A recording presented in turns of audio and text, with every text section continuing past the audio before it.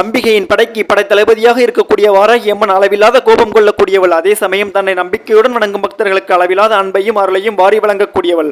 வாராக முகமும் பெண்ணின் உடலும் கொண்டு பெரிய சக்கரத்தை கரங்களில் கொண்டவள். 8 கரங்களை உடையவள். வாராகி அம்மனை வழிபடுவதற்கு மிகவும் ஏற்ற நாட்கள் பஞ்சமி, பௌர்ணமி, அமாவாசை. வாராகி அம்மனை குங்குமம் மற்றும் செந்நிற பூக்கள் கொண்டு அர்ச்சிப்பதால் உடனடியாக மனம் குளிர்ந்து நாம் வேண்டும் வரங்களை தரக்கூடியவள்.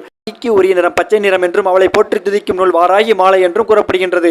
வாராகி அம்மன் வழிபாட்டினை மாலை நேரத்தில் தான் செய்ய வேண்டும். மாலை 6:30 மணிக்கு மேல் வாராகி வழிபாட்டை வீட்டில் செய்யலாம். வீட்டில் உள்ள பூஜை அறையை தயார் செய்துவிட்டு வாராகி அன்னையின் திருவுருவ படத்திற்கு செம்பருத்தி பூக்கள் வைத்து வறுமை நீங்க வேண்டும், கடன் சுமை குறைய வேண்டும், வருமானம் அதிகரிக்க வேண்டும் என்று மனதார வேண்டிக் கொள்ளுங்கள். மிளகு சேர்த்த வெண்ணெய் எடுக்காத தயிர் சாதம், மொச்சை, சுண்டல், சுக்கு அதிகம் சேர்த்த பானகம், மிளகு சீரகம் கலந்த தோசை, குங்குமப்பூ, சர்க்கரை, ஏலம், லவங்கம், பச்சை கற்பூரம் கலந்த பால், வெள்ளிக்கிழங்கு, தேன் ஆகியவற்றை வாராய்க்கு படைத்து வழிபடலாம். வீடியோ பிடிச்சிருந்தா லைக் பண்ணுங்க, ஷேர் பண்ணுங்க, சப்ஸ்கிரைப் பண்ணுங்க. Bye bye from Sakthi Siva.